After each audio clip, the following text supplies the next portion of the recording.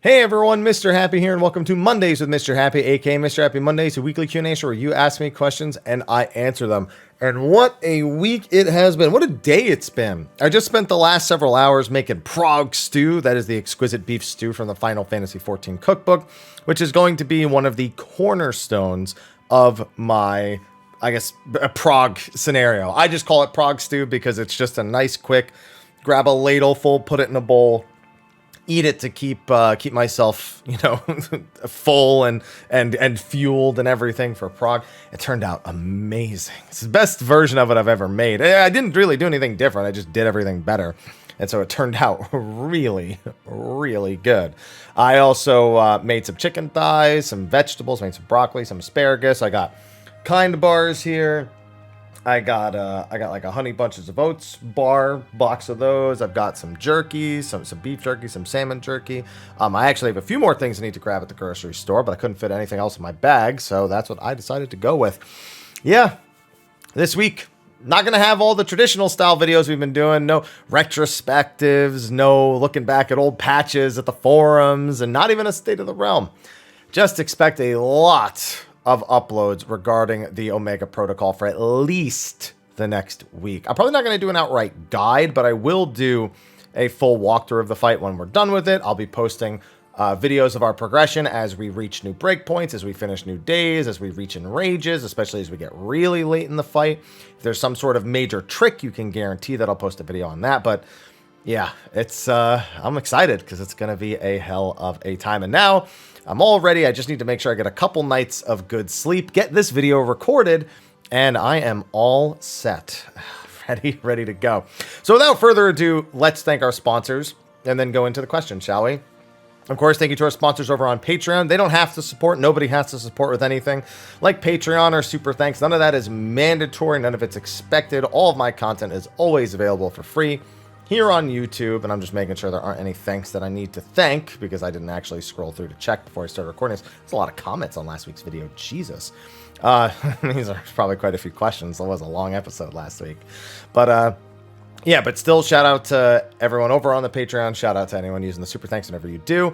And we were actually going to have some sponsors for Prog this week. Advanced GG is upgrading my code to a 30% discount until the end of January. HelloFresh is back as another sponsor. 21 free meals in the first several boxes. So if you haven't signed up or tried HelloFresh before, never a better time. And I actually do have a HelloFresh meal ready for dinner tonight. I've been using them for years. So it's great to be sponsored by them for the event, as well as for a few weeks after that as well. Till like February 19th or 20th or something like that. And of course, we have SteelSeries, who's always there. So thank you to them as well. Anyway, I'm tired, so I want to get to the questions. So let's get to it. I had to scroll down pretty far to find the first question. So maybe some of these aren't all. No, the next like 3 or 4 I can see already hashtags. Hashtag happy Mr. Monday with. Hey, Haps. Hope the top prep went well. I'd say so. We're almost there for the Tripwire Hello World patch. Oh boy. How about HelloFresh instead? As I play Paladin throughout various contents this week, I'm liking the rework more and more, especially the flexibility you pointed out. One thing feels weird, though, the different GCDs. You have the big burst as well as the quick cast holy spells that aren't weapon skills, and they have the default 2.5 second GCD, though the different... Oh, yeah. Throws me off sometimes. Yeah, this has always been a big criticism I've had of both Paladin and Dark Knight. Jobs that have mixed spells and physical attacks, but, one's... they may be a job that uses skill speed, so their magic attacks, like Holy Spirit, are on a 2.5 second GCD, which makes the optimization a little weirder, which is why I'm surprised they haven't done anything about that yet. I know it's like, now they're just going to take skill speed and spell speed and make them haste, and it's going to be even more homogenized, and it's like, yeah, but it doesn't achieve anything cool or unique or whatever right now. It's just kind of dumb that it doesn't work that way in the first place. So I think they'll do that in 7.0. I'm shocked they haven't done it yet, but by then I think so. Hashtag Mr. Happy Mondays. Hi, Mr. Happy. Hi, my question is about mitigation. Sure. In most trials and raids, there's a point where the boss is untargetable and then a cutscene whopping amount of raid-wide damage occurs. When is the cutscene damage calculated for mitigation purposes? So when a boss goes untargetable like that, they are generally not affected by things like targeted mits anymore, unless the targeted mit occurs, the actual finished cast of it occurs when the mit is still on. So it occurs There is a point, it's like right before the damage itself is actually dealt. So it's why whenever there's downtime, it's pretty much expected you'll use targetless mitt as opposed to trying to use targeted mitt. It just because it makes way more sense to try to do that. Most bosses, you can't even time it well. I can think of a few bosses where it's worked. I remember Manipulator in Gordius, you could actually trigger a reprisal, for example, as a Dark Knight back then. And if you timed it correctly, you could actually catch the untargeted AoE that was coming from him, but it was very, very unreliable. So nobody ever really expected that. So yeah, so you're speaking about for Samurai. Yeah, it should be right before the damage occurs. And then every fight's a little different on the timing, but usually right about then. Hashtag Mr. Happy Mondays. Hi, Haps. Hi. How are you doing this week? Good. It's been a busy content week, and it's about to be an even busier one. I hope all is well and that this year will be great for you and yours. Thank you. I'm hoping the same. First time asking a question, but been following you since I started way back in 2.1. Hey, I just did a video about 2.1. I was curious, where do you think we will go next expansion? Mrhappy. I think going anywhere but Mrhappy would be a shock. Like, we could go to Mrhappy plus one other location, but I would be shocked if it was anywhere except Mrhappy at this point. I feel like it's where everyone expects to go. I feel like we've been dealing with dragons a lot more as of late. And I feel like, especially in regards to what's happening in the current MSQ, there's more direct ties to Mrhappy there than there is almost anywhere else in the world. So I would definitely be shocked to go anywhere except Mrhappy, at the very least, potentially Mrhappy plus one other location. Hashtag Mr. Happy Mondays. Hey, hi, hello, hi. Hope you're getting all the sleep you're able to while you can. Hey, I'll get plenty of sleep during Prague. It's just, you know, it's going to be sleep, go, sleep, go, sleep, go. Love all your advice you dish out about jobs. Thank you. A couple weeks back, you mentioned Summoner being one of the easier ones to pick up and get used to its rotation. It's been fun messing around with it. A Monk has caught my eye yet again, and I have two questions. Sure. One, is there any current general advice for best place to level from 70 to 80? I heard it's Zadnor, but I'm not sure exactly what in there. Yeah, you just run around and do, you don't even do critical engagements. You literally just do skirmishes. It's so good, actually, that even 80 to 90, it's one of the faster methods, but you literally just run skirmish to skirmish. You can even leave skirmishes slightly early if there are other people who are present in them and who are finishing them up or who get there later than you. But yeah, generally just run skirmish to skirmish. And then the new deep dungeon will be really good for 80 to 90 as well. And two, let me scroll down a little bit so you guys can read too. Do you have any general advice about Monk? I checked out the balance to try to find resource. Seems very imposing to get into. It's because it's very free form. There is an ideal rotation. There is an ideal method of entering your 2-minute window, but you just need to be able to identify exactly what GCDs you need to use in your 2-minute window. And that's done on a per fight basis. Like, yeah, if you can get the 100% uptime and just follow exactly what it says on the balance, you know, great. But that's not how it ends up going most of the time. You might lose downtime for a GCD, or maybe you get knocked into the air, or you just can't get in range of the boss, or there's just something at all. Even if you just screw up, you need to be able to know how to get into and out of your 2-minute window in the cleanest way possible. And the only way you're going to do that is with practice. There's really no specific advice. Just understand all the rules, how often you need to twin snakes, how often you need to demolish. And be willing to accept that maybe in some scenarios, you might even need to clip those earlier than you intend to just to make the rest of your 2-minute burst clean. Hashtag Mr. Happy Mondays. Hi there, Mr. Happy. Hi. I hope you're doing well. Same. I've got a little question. Sure. What is it like raiding with Whoops? I watch his content here and there, and it would seem like it was make raiding fun and silly at times. Yeah, Whoops knows how to take things very seriously when he needs to, but there's always it cuts the edge a little bit. Raiding with Whoops in most cases. DSR probably the closest we ever pushed to kind of just like not having that mentality, because I raided with Whoops from 5.2, 5.4, 6.0, and 6.1, and then I've done various other things of like ultimates and savages with him outside of that as well. So yeah, it is. I would say that's fairly accurate, especially when it's like re-clears and stuff like that. But he's also absolutely like all in when it comes to like prog content and trying to, you know, clear stuff the first time. So there's a fairly good balance, I'd say, with raiding with Whoops. It's not all silly and ridiculous like the videos. A lot of it is very serious, but he does know how to cut the edge a little bit when it comes to some of the more serious moments inside a raid. Hashtag Mondays with Mr. Happy. Hello and good day, Happy. Hope your pre-ultimate prep has gone well. Hello and same to you if you're planning on it. I've got what I hope is an easy question for you this week. Okay, as groups are preparing for ultimate prog, what are you hearing from tank mains about paladin changes? Does it seem like we'll see a lot of paladins for prog? I think we will see a lot of paladins for prog. Just having the ultra flexible burst window plus having the instant activation veil, plus having wings, which has always been a great thing for Ultimate in general, as long as you didn't really care about the DPS that they were providing. And now the DPS they're providing is good too, because they fit within the burst window. I'd be shocked if we don't see a lot of Paladins. And based on what they're all saying, even the ones who don't like it, they're at least acknowledging what it's good at. So yeah, I think we're going to see a lot of Paladins in the upcoming Ultimate. Hashtag with Monday, happy mister. Hey, hi, hello. I say it right back. Considering the level squish option, I think it'd be great to get access to more of your kit faster. Do you think they'll work out our kits so they remain similar when synced down to Ultimate? I think it'll cause some sort of major balancing issue. I don't see, at this point, the Ultimates, the old ones, are already so imbalanced that I don't think it matters much. Like, people get through UCob. There's a thing called Death Cob now, where the goal is to die as many times as possible and still clear UCob.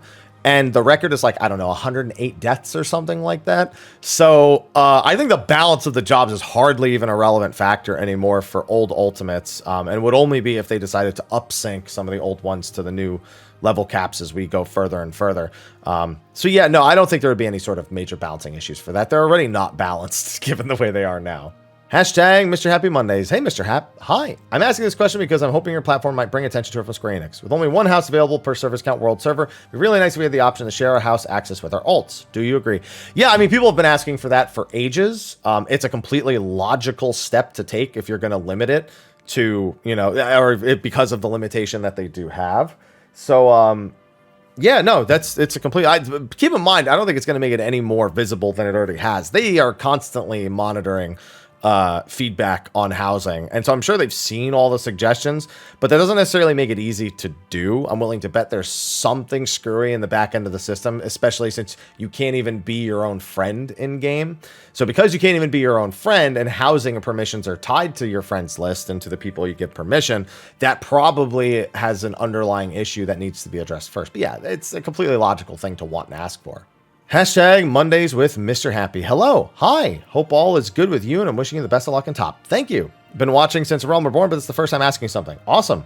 And Walker, I felt some 14 burnout and have taken a break to play other things, including a lot of FromSoft games, which I know you have a lot of experience with. Oh yeah, I do. Recently been working on an SL1 run in Dark Souls 3, and I was curious, have you done a level 1 run in any of the Souls-like games? Is it something you'd be interested in doing streaming? No, there are some games I'm willing to suffer through having almost no stats and just having these long, drawn-out endurance battles. And honestly, well, I mean, obviously, even with SL1, there are ways around that. There are risks that you take because no matter what, you're going to die in a single hit anyway. So you just start taking risks and learning those. I don't find them very interesting. One of the things I enjoy most about all forms of RPGs is the curve of power that you gradually get. And so if there isn't really one that makes you feel that much better than when you started the game, it's hard for me to have as much fun with it. Whereas, I'll give you an example of one I do like doing, New Game Minus in Final Fantasy XII. You cannot level up the entire game. Very similar to a challenge that was available in IZJS, except this is now built into the game. It is not something you have to like collect items in order to effectively achieve like you used to have to. You do have a discernible method of gaining power still. You just won't gain any actual hard levels while doing it. You still have your license board, and you still have the different equipment that you'll pick up throughout the game.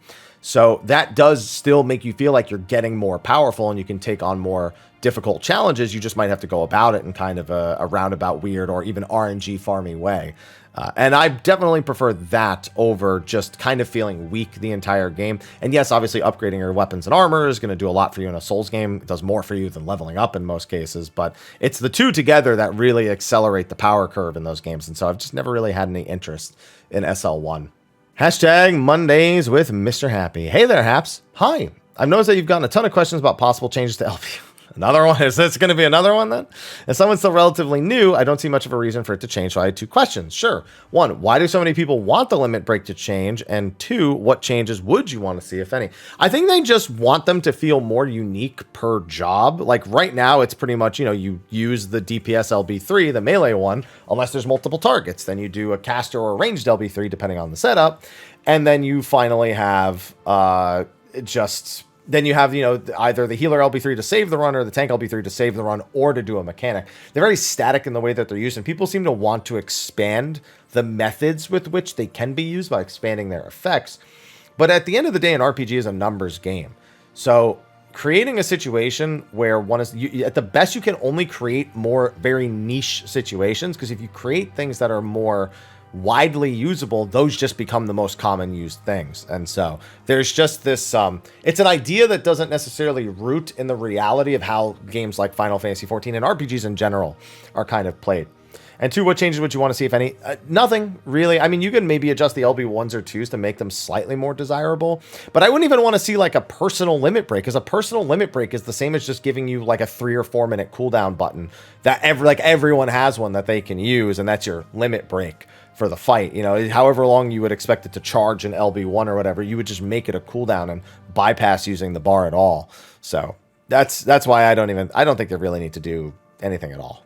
Hashtag Feliz Lunascon Feliz. Okay, and hashtag Mr. Happy Mondays. Hello. Hope you're having a great week and a good day. I'd say so. Thank you, and same to you. 2 questions. Have you been enjoying Tactics Ogre? I got to Chapter 3, collected an army of dragons, so I was running in missions with 8 units, 2 Beastmasters, 6 dragons, and it was a lot of fun. It was great. It's not like complicated or anything fancy, but you know, you just do work. That's it, really. But I've barely played it past Chapter 3 because it came out at an absolutely awful time for me to try to actually play through it. And outside of 14, do you enjoy dedicated PvP games? No, not really. I like PvP in games, but a dedicated PvP, I mean, it's why I don't play League of Legends anymore. It's generally why you don't see me doing every season of CC in Final Fantasy 14. It's not a primary interest. But I like when I can enjoy it, because sometimes I do just want to enjoy it. But dedicated PvP, no, it's definitely not my cup of tea.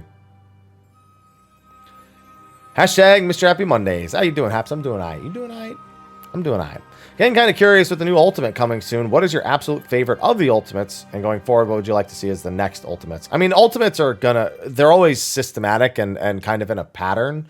Like, we've seen the exact same pattern now for 5 Ultimates. It's been Raid Series, MSQ Series, Raid Series, MSQ Series, Raid Series. Now, they obviously have Trial Series, 24-man series, and, you know, we have, you know, Shadowbringers, the Stormblood. I don't know what they're going to do for a Stormblood MSQ, personally, because I don't think there's a great capstone boss for that other than Shinryu, and I don't think Shinryu is a good choice either, personally. Just given its influence in the story, I think it's better used in a different way. Maybe that's just me.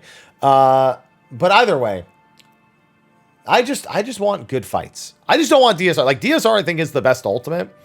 My favorite to do is Uwu. I think it's probably because I had the best prog experience, but I think DSR is undoubtedly the best one.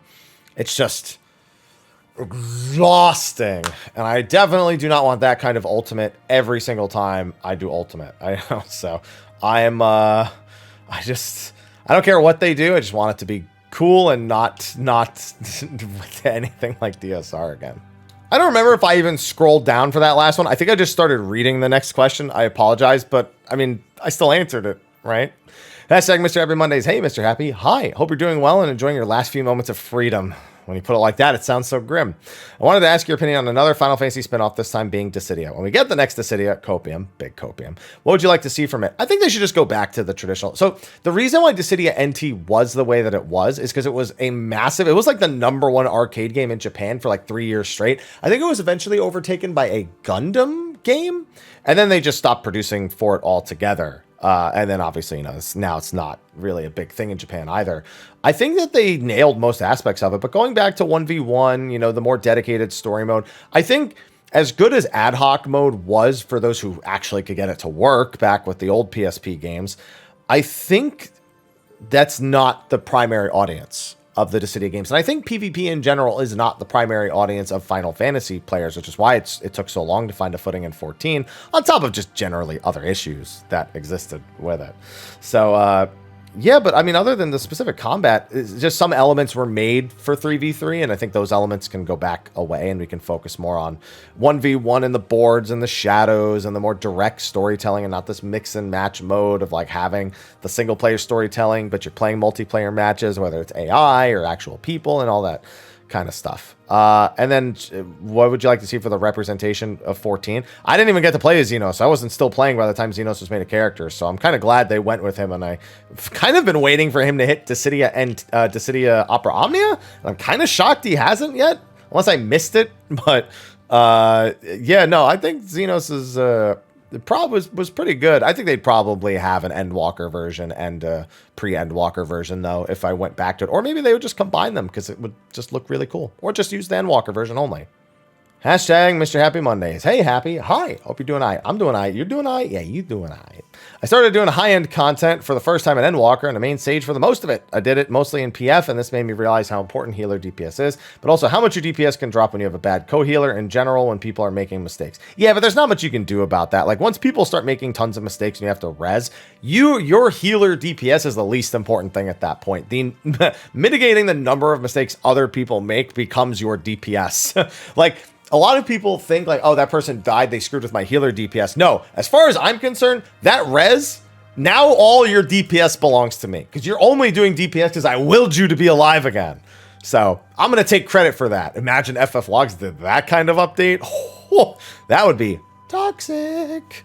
Now for the actual question. What do you think about making all GCD heals damage neutral like Lilies for White Mage? They're moving in that direction. I don't think they should make every single one damage neutral, but I think giving you damage neutral healing options is the future of healing. It gives you a lot more GCDs. It lets you think about using them a lot more, especially in single target versus AoE scenarios. And it lets you roll it makes each GCD decision a little more important than it used to be before. So while I don't think they should do it with absolutely everything, I do want them to move in this direction. I have advocated for them to move in this direction. And I hope that we see more stuff that is damage neutral, but still on the GCD for healing tools starting in 7.0. Because I think that could be a lot better for the game. Hashtag Mr. Happy Mondays. Hello. Hi. Hope you're doing well. Same to you. Your prog stew is doing better. Is doing better in a top prog better-er. Oh, okay. I see. I was reading them as if they were three different statements. Your prog's doing well, your prog stew's doing better than well, and top doing better than well. Yeah, there you go. So I'm going to tell you this was my best batch of prog stew yet. So we're off to a good start this week. It's great having Pyro on State of the Realm and having an old-fashioned lore show. Keep that going. Yeah, no, it was great having him on again. We had him on a few months ago, about a year ago, actually. And yeah, no, it was great. A couple quick last-minute top predictions for you to make. How many days for World First? I think it'll be World Firsted by Friday at the latest Saturday. How many days for Haps First? I'd like us to be competitive with that. So if we're, obviously if we were first, that would be my prediction. If we're not first, before week 1 is done. I think given the statements they've made, it's not unreasonable given the amount of time I know my group is putting into it. So yeah, I think if we're first, then my first prediction, and if we're not, then before the end of week 1. Who gets World First? There's no way to know. Teams have moved around so much. There's Lucrezia coming back onto the scene, and they've been a force to be reckoned with in the past. There's a lot of mysteries. It's not clear cut. Obviously, a lot of people are going to look at Neverland and say that they've probably got a great shot at it again. So yeah, it's going to be exciting. Does Kefka show up in person? What do you mean in person? Because he doesn't even show up in person in the Omega fight at all. He's a simulation. They're all simulations. So, I mean, in that case, no. I don't think we're going to see him for more than a single mechanic, if at all, in all honesty. That's it. I don't think he'll be targetable, killable, none of that. I think he might show up and do one thing. Will you quit Prague of Sephiroth or Khuja in the tournament? Well, I wouldn't quit Prague. That would be that would just be griefing 7 other people. But there's no reason they will, should, or would be. I know it's a for fun question, but ultimates don't just take things that have absolutely nothing to do with the raid and put them in. Now, obviously, there's a bit more in the way of like fan fiction when it comes to DSR, but they don't just make entirely new characters that were not part of the story. At the end of the day, these stories are core to the experience. And so it has to represent the things that actually happened or could have happened. So no, they won't be there. So that's not even a thought in my mind. Hashtag Mondays with Mr. Happy. Hey, Haps. Hi. This should be the day before Ultimate when you can answer this. Well, it's 2 days before because I answer this on Sundays and I post on Mondays. But either way, wish you the best of luck and success in high advance. Thank you. My question is a bit tangential to the whole D&D drama, which I am not educated enough in. I understand what people are saying, but I haven't read through OGL 1.1, nor have I read through OGL 1.2. Both Final Fantasy and Dungeons & Dragons have characters named Bahamut and Tiamat and probably more. But do you know who came up with those names first? The religions and mythologies or whatever that all of that stuff comes from. Nothing D&D or Final Fantasy related. Well, I can't say nothing, but most of that does not come from the last 30 years. That comes from stuff that's thousands of years old. So, I mean, it depends on which exact being you are referring to, but they pull from Greek mythology, from like religions, like you see stuff from Christianity, from Catholicism, you see stuff from like the Hindu, Buddha, you see all sorts of things. Every thing in the world that is ancient or old or a belief or anything, they will pull from. So not either of those things. I can at least assure you that. It's not, the Final Fantasy Dungeons & Dragons is not even close to being responsible for those kind of things. Hashtag Mondays with Mr. Happy. Hi, Happy. Hi. Longtime watcher, first time asking. Welcome. What would you say is the best way to learn about the lore in the game? Doing the new side quest that was highlighted in the patch notes got me thinking about other stuff where to explain the lore of the game in more detail. Games like Dark Souls have different ways of storytelling through in-game descriptions and such. There's 14. Well, 14 has tons of dialogue that gets called back to seemingly like out of nowhere. Now, it's not out of nowhere. That would be incorrect. But you just need to be reading what NPCs say and have a good enough memory to kind of lock it in. Or you need to be taking screenshots or write it down. Most people who follow it most intently keep like a folder of NPC dialogue on their PC somewhere that they can refer back to and that they actually stop and read and understand. But that's it. It's all tucked away in the world, in the locations, even in the behaviors of NPCs. Item descriptions as well, the mount guide, the minion guides, the fishing logs, the sightseeing logs, all have these like little tidbits. And then of course we have Encyclopedia Eorzea volumes 1 and 2. We have volume 3 coming sometime in the next year or so. And then there's the short stories that are on the Lodestone. So yeah, there's all sorts of ways. You just need to stop and smell the roses most of the time. Before I answer this, there was someone who gave me some well wishes, not a question. To them I say thank you. They also wrote a bit about Y'shtola the second time they were affected by flow. And I did read it, but it wasn't a question. And it's been a long day, so I just moved on to the next question here. Hashtag Mr. Happy Mondays. Aloha, Haps. Hi. I hope you're doing well. I am. Same to you. I'll be stepping into Uwu as my first ultimate, not touching top anytime soon. Learn the hard way after trying DSR. Yeah. Not a monk vein, but I'll be progging as one since my static already has a Dragoon. Last I checked, I think I got synced up to a 2.07 GCD. The balance should have BIS stuff for every ultimate. Most jobs do. I'd imagine Monk has it as well. Just focus. Yeah, you just need to focus on the fundamentals. Honestly, the DPS check is so minimal anyway. Don't die. And it's almost impossible to fail the DPS check, so you should be fine. Hashtag Mr. Happy Mondays. Hi, Haps. Hi. I hope the new year is treating you and your family well. Same to you. I have a small paladin question for you. Sure, I'm not a paladin expert by any measure, but I'll do my best. I was reading up on the new paladin rotation, noticed that in almost all the guides I've seen, they all skip Holy Spirit during the rec window and instead go straight into Confiteor. Is there a reason? Yes, because your Requiescat now is only good for 4 attacks. And so you want those 4 attacks to be Confiteor and the 3 blades. You don't want it to be a Holy Spirit. Luckily, if you have a Divine Might going into a Requiescat window, the Divine Might will be consumed first. So if you really needed to, you could start with 1 Holy Spirit, but you are just consuming the Divine Might, which you would use. If you don't use it there, you're going to use it after. But if it's only going to be good for 4 GCDs, you want it to be the Blade combo. And so you have to go Confiteor, Blade, Blade, Blade. Otherwise, you're going to suffer a loss. So that is the main reason why. Oh, this one's a little long. Hashtag Mondays with Mr. Happy. Hey, Mr. Haps. Hi. A few loosely related questions here for you. Alrighty then. As current ultimates are slowly catching up with current content, I was wondering if and when we do catch up to current content, if you feel like the devs will wait for current content to pass to make more ultimates. No, because they have so many things they haven't made ultimates for. The 24-mans don't have any ultimates. We've skipped the Heavensward Trial series with the Warring Triad, so who knows what they'll do for the Trial series, like the Weapon series or the 4 Lords, which should very likely be ultimates as well. And there's no guarantee they even do 2 ultimates per expansion. We know for a fact they are at least going to do 1, but they're going to aim for 2. So no, I don't think they're anywhere close to not having enough stuff. I think they've just been skipping things that aren't part of this the dynamic I mentioned earlier of going raid series, MSQ, raid series, MSQ. At some point, they're going to have to break that convention. I don't think they just stop making it altogether. Tying into this with how post-MSQ Event Walker's been developed, the trials now being part of the main story, do you feel as though Yoshi P and crew are future-proofing more content to be more easily made? I don't think they make anything with ultimates in mind. They don't. The ultimates an afterthought after they've decided they're going to make content a certain way. They don't base anything based on ultimate because they know that it affects such a small percentage of the active player base who are actually doing it.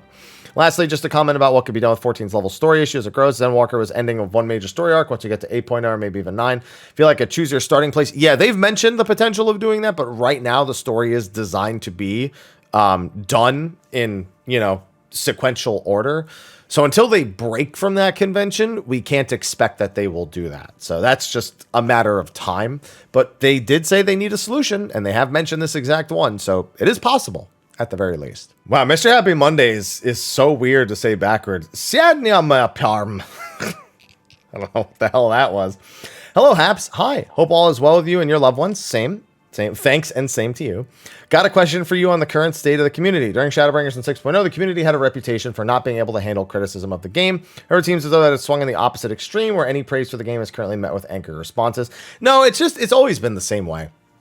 I've had my finger on the pulse of it for a very long time. It's always been the exact same way.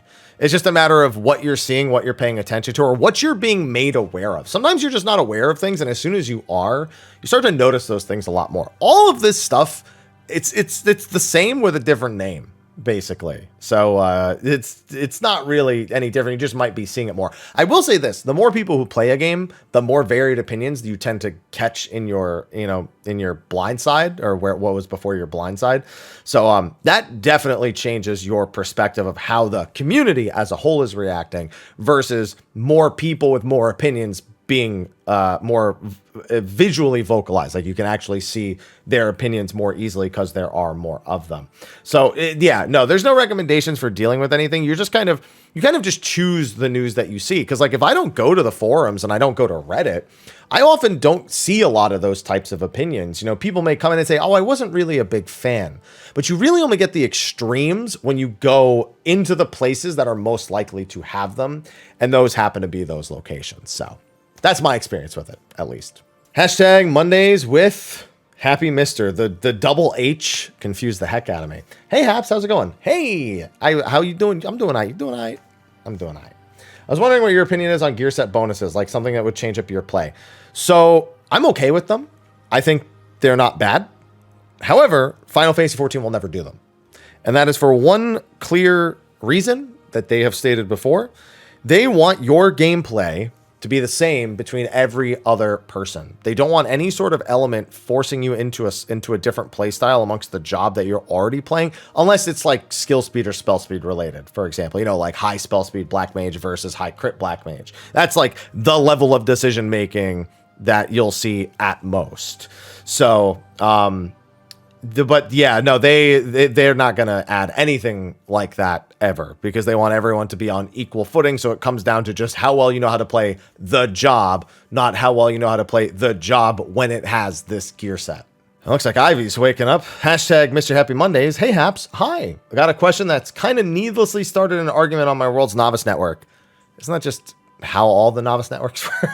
With all the quality of life changes we've gotten over the years, why do we still have a cast time on mounting and teleporting? You think this might ever change? Something I've always hated about 14 is simply the cast bar for mounting. I don't mind it as much for teleporting, but I especially hate it for mounting. The problem is likelihood of people spamming mount, dismount over and over stress the service. Yeah, I mean, that's probably one. I'm sure there's another reason for it. I had an answer on the tip of my tongue for something it could be. Not something that it is, but something that it could be. Part of it is probably what you've stated, but oh no, I just had it and it slipped through my fingers.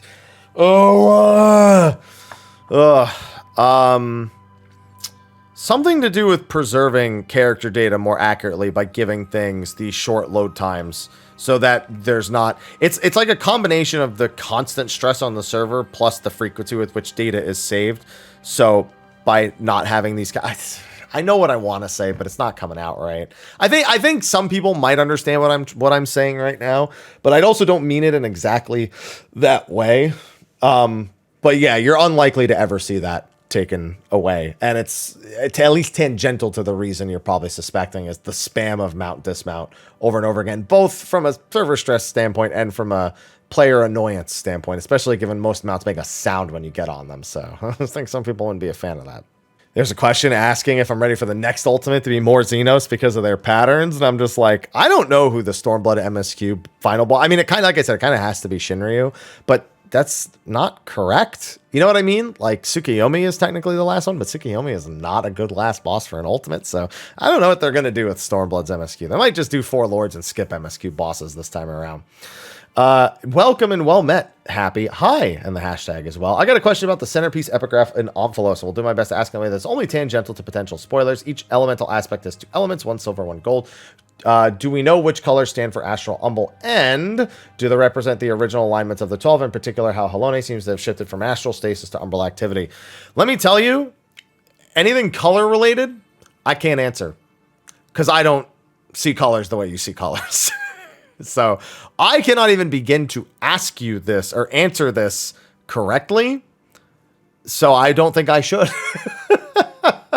But most likely, yes, there is some relation to them being the astral and umbral sides. Pyro explored this a little bit on State of the Realm. I can't answer anything color related. I'm useless in that category.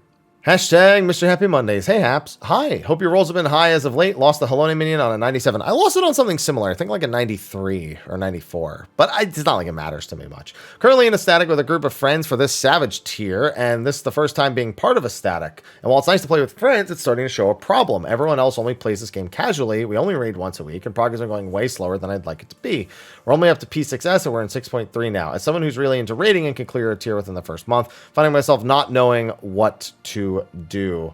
And it's the first time being part. Okay, yeah. I want to be a part of. I want to keep playing with these friends, but at the same time, I really want to raid at my speed without relying on an alt. Well, I mean, I guess it depends on what day you're raiding. Because if you're only raiding once a week, just as soon as they're done for the week, just go raid. That's what I would recommend. But it depends on what day you're actually raiding. Because if you raid on a Monday, that's messed up. That's so screwed up for this kind of situation. Yeah, no, I mean, you just. Honestly, I always, this kind of branches into something that I tell people if they're Party Finder, if they're stuck in the Party Finder, do not worry about your first clear being a 2 chest. Get your clear and then get your 2 chests later, because you want to get the clear under your belt so you can get into 2 chest parties more readily. Now, of course, I'm not saying, die a million times, get your clear, and then go grief a 2 chest party. Make sure you know the fight. But don't be so picky about getting a 2 chest. And honestly, for this type of static, I'd say the same thing. The static, if they're not clearing that frequently, or they're just progressing really slow because they barely play or barely raid, they shouldn't care at all about getting a 2 chest. It should just be about beating it eventually with that group of people. Now, it's hard to convey that without people getting upset, but that is the truth of the matter. Hashtag Happy Monday, Mr. With. Hi. Hope you're ready for top. I hope I am too, and I hope the prog stew tastes good. Oh, like I said, it's the best batch thus far. I have a pretty negative opinion on the latest extreme. They did say it wouldn't be as good as Barbaricha. They didn't say it wouldn't be as good. They said it wouldn't be the same kind of fight. But okay. But even with the expectation lowered, it felt like a big letdown, even though the music is another banger. I think my biggest complaint about it is how it locks you in place so often and for so long. As a melee DPS main, it was torture not being able to move. I believe you add up all the time you rooted, it comes down to 1 minute and 4 seconds. For most melees, that shouldn't be a problem. There's no reason why you should ever be losing uptime there. So it comes down to true north uses if you're going to do anything at all. And then again, depending on the safe spot, I mean, honestly, it's an EX. Like, hitting your positionals is not that important relative to surviving the mechanic. The only melee that kind of I understand the grief is Dragoon, because when you're bound like that, you can't use your jumps, which is just silly. I think for some mechanics where currently they're binding the player in place, I think they should instead make it so that you leave behind like a shadow of some kind, something like you do in E10S, and the shadow takes the hit for you. So you can put the shadow in a safe spot and then still move around afterwards, which means you could technically be hit. You could be hit twice if you really screw it up. But at the very least, you're not being bound in place. You're just choosing, or even maybe it could just only hit the shadow. I mean, whatever they want to do with it. Just something that isn't binding in place so that jobs with movement-related damage don't feel absolutely griefed. But I don't think it's a problem as you're actually asking. That's the real question that you're asking right here. But in that kind of answers the other half. Is there any way they could do these mechanics without locking you in place? I think I provided an alternative right there. But yeah, I think they are going to be asking. They're going to be locking us in place more. But I do think there is that alternative. Hashtag Mr. Happy Mondays. Good day, sir. Hi. I hope you are doing well and that all your extreme run clears without wipes. I think we only wiped like 3 or 4 times across all my extreme clears. It was really nice. My question is, will you be playing Theatrhythm? So here's I do plan on playing it, but it comes out really close to 2 other games, Wild Hearts and Octopath 2. So it may have to be an occasional play thing and not just a spam play all at once. But I used to be a competitive rhythm gamer. I did DDR competitively and in the groove, but mostly DDR. So I have a vast experience in rhythm games that date back, but mostly to the 4 eras. I didn't do Beatmania. I casually played Beatmania, Guitar Hero, Rock Band, competitive in DDR and ITG. Didn't really like Pump It Up. Not a fan of things like Osu or Elite Beat Agents. Big fan of the other Theatrhythm games, and a huge fan of DJ Max, and specifically the arcade DJ Max Technica. So yeah, I love rhythm games. I just don't play them for content much because music is kind of a rough thing to play around, especially with whether it be Square music, which very regularly gets claimed on YouTube, or all music, which is constantly a fright. So that's why you don't see much in the way of rhythm game content on my channel. Hashtag happy with Mr. Monday. How you doing? I'm actually starting to get a sore throat. I might lightning around through the ones after this. I'm doing all right. You doing all right? I'm doing all right. You doing all right? I'm doing all right. So as a casual players these days, due to my job, I just do PF raids and roulette. Me and White Mage was wondering if there was one thing you could add to the class, what would you pick? Some better AoE mitigation. Please, I don't know, dude, honestly, if they just even made consolation, not constellation. If they just made that 10-second duration also give you damage mitt, White Mage would skyrocket in popularity because that would be amazing. But they don't, so it is what it is. There's a few other things they could do to it, but even that one little change would go a long way with White Mage because their AoE mitt just only being wings, infuriates me. All right, like I said, I streamed like a couple of extra hours today, so my throat's a little sore. I've been drinking water this whole time, but I don't want to strain myself too much before Omega, so I am going to lightning round the rest of these. Apologies. I was someone writing from Argentina with 1 million hashtags. They've been playing since, I guess this is barely a lightning round. This person wrote a thesis, and it was just to ask me if they were grouchy about certain things. I don't think I have the time for this right now, especially if the question just ends in, am I just grouchy? I'm sorry, but I don't know. I don't know if I can get through this. Oh, man. Boy.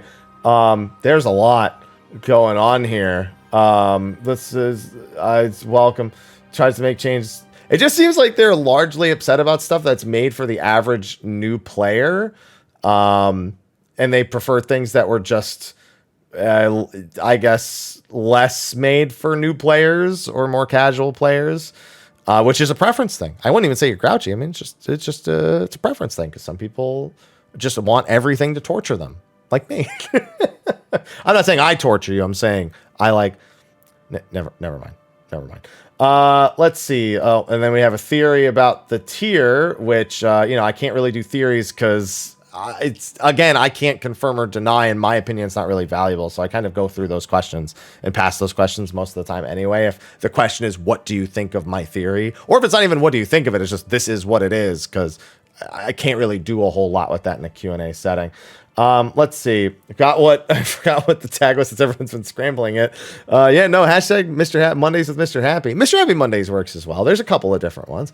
I don't understand why people dislike the 2-minute window so much. It's because it's very strict. If you do not perform perfectly in a 2-minute window, all of your other 2-minute windows get screwed up and your performance dive bombs, which is not great when you can play perfectly fine for the most part, but only 15 to 20 seconds out of every 2 minutes matters at all. And if you die at a bad time, or if your resources, if anything goes wrong, you are just worse for the rest of the fight. And that's not great because high-end players can optimize on that. And for them, it's like they're not even playing a different game. But even they make mistakes sometimes. So, now they're being punished. But the average player is awful at coordinating that kind of stuff. So it just makes them look even worse. It doesn't actually make it easier for them. So I just think it's not a good idea as a whole. Let's see. Is howdy a valid high? Absolutely. Howdy do. few months ago left my static. It was a half group of IRL online friends, mostly due to tension I had with the lead and not sharing the same goals. Do you have any situation? I did with my 6.2 group, although we ended up just raiding together for like 8 weeks after. Like I left and then I came back like a day later, but we as a group accepted that we were just all on a different wavelength, and so after we got our 8 clears, we disbanded. So that's the closest I've really had, and I've absolutely had issues with leads before. Obviously not going to get into specifics, but I had one lead that like left the group, like the lead left the group and then came back to the group, and I wasn't a big fan of that because they were made lead again, even though somebody else was like trying to pick up the pieces and like re-recruit. So that I wasn't a big fan of that, but that didn't matter. We just moved on and progged anyway, because, you know, whatever. I had one member felt the need to use Cactbot. Feel this is a failure of a group for not sitting down and trying to help. Some people do genuinely need those kind of things to help. I think most people use it as an excuse to not improve. And that I don't like. But there's no way to know, like... You can't accuse someone of it. So without knowing the person, it would be wrong for me to even comment on it. But it's not, I don't consider it a failure of the group, but I think it's that person taking on, it can range. It could be anything from that person just refusing to get better and looking for the easiest way. I like to say the biggest problem with the average Final Fantasy XIV raider is they don't actually try to learn how to play the game. They just try to learn how to win the fights.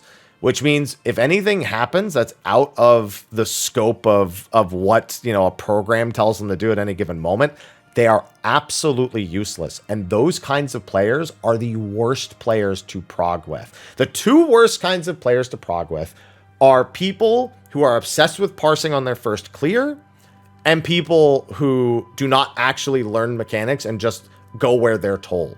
You know, it's okay if you say you're confused and you want something simplified, or you want to just be like, okay, so my position in that, just to be clear, my position in that is like always west, or it can be west or mid, like some sort of communicated clarification. But if somebody's like, I don't know what you just said, just tell me where to stand, that means if anything goes wrong, they're useless. You have to hope that whatever goes wrong is not on their shoulders to fix, because they are useless. And that sucks. It really sucks to prog with someone when they do that kind of stuff. But sometimes you just got to do what you got to do. Let's see. How do you submit questions? That technically is your question by putting it in the comment section. Isn't described in video. It is when I say ask your questions for the next episode in the comment section of the video, which I do say at the end of every video. Let's see. Since you play Pokemon, are you able to get yourself a Charizard or a Cinderace for the raids? The raids, I don't care about the raids. The raids in Scarlet and Violet are awful, garbage, terrible. And honestly, none of them have any good Pokemon. I have a shiny Charizard. I don't give a fuck about the Charizard. I have a shiny Cinderace. I don't care about the Cinderace. Honestly, the Greninja, if I catch it, it's just to breed it to make it shiny, because I don't have a shiny Greninja. So it doesn't really matter. Like, it's a god-awful system, and I don't want to participate in it. I will if something insane shows up, like the shiny Zorora in Gen 8. I would show up if they did something like that. But until then, nah, I'm not touching those raids. Those things are hot garbage. Let's see. And I think we're almost at the end here because there's very few questions. Sorry, your video on Yoshi P wondering about what to do. Have you had any further thought or feedback from the community about what might happen? I'm sure the comment section is a thrilling time on that video. I briefly looked through it and I realized I shouldn't have briefly looked through it. And I have not looked through it since. So I'm sure there are plenty of opinions in there. Some of which I'm sure do not even tackle the question at hand and are just thoughts and ideas that, again, have no actual bearing on what the point of the problem actually is. So, when 7.0 expected to drop? May of 2024. At the earliest, I would say. April or May at the earliest. I'd say May, but more than likely June 2024. Let's see. Glaring weaknesses. I didn't even do that on purpose, by the way. I didn't even do that on purpose last week. Yeah, it's mostly comments at this point. I got an Endwalker spoiler question. From my understanding, primals that are created through faith and summoned into the world through some fancy magic. Going off this logic, what stops Heidelin from being brought back? Absolutely nothing. They could bring her back. They absolutely could. That's how they were born in the first place. So, and if people worship Zodiark again, he could come back too. That's it. So that's it. That's the answer. There's nothing stopping him. Let's see. Letting you know the shield in the H bar is actually yellow. Damn it. Damn it. Oh, man. Love your content. Have a stack of 99 stack of high hellos at 1 gil each. I'll take it. As the crit percentage should be visible, shouldn't your own DPS just be visible too? Those aren't really the same equatable things, but no, I understand what you're saying. The more visibility, the better, which I can't disagree with. But those things are definitely not one-to-one. Why do Endwalker treasure maps not drop any loot? They do. You just aren't getting any. And the maps, the portals are really the big thing you're looking for the loot. Let's see. And then I just have a few comments about shorts down here at the bottom. And it looks like just people commenting about whether or not they actually like shorts. We have a few. It's funny because all the most downvoted ones are the ones about shorts. I think it's also some of the choice of wording for those. I held the vote, and the vote, in fact, I'll go look at the vote right now because I just decided I would do majority rules. And the vote came out to 80% in favor of just putting shorts on the main channel for just February, and 20% of don't do it. And again, it's one short every 3 days. And February 1st is actually on a Wednesday. I was going to do one on the 1st and then do Wednesday and like Saturday or Sunday. The 1st is on a Wednesday, so I don't even have to do that. It'll just be one short every 3 days to see if they're worth the time investment before I consider making something like another channel. Given I put it to a vote, it has almost 5,500 votes. That's what it's going to be for the month of February. And besides, I've actually gone out of my way to edit those quite heavily. So I don't think they're going to be quite what people are expecting. I even showed some on my live stream, and people are like, oh no, this is actually really good. I wouldn't mind this. So that's what it's going to be for the month of February. Anyway, that's going to be a wrap for this week's episode of Mondays with Mr. Happy. Next week, there may not be a weekly Q&A next week. If I'm not done with Omega and we're still doing 16-hour days by then, I won't have time to record it, bottom line. So we'll see what happens. But thank you for watching. Be sure to like, favorite, subscribe, and share. Ask your questions for the next episode, which may not be next week. And I'll see all of you in the next one, on the other side, if you will. So until then, y'all have a good one. Take care.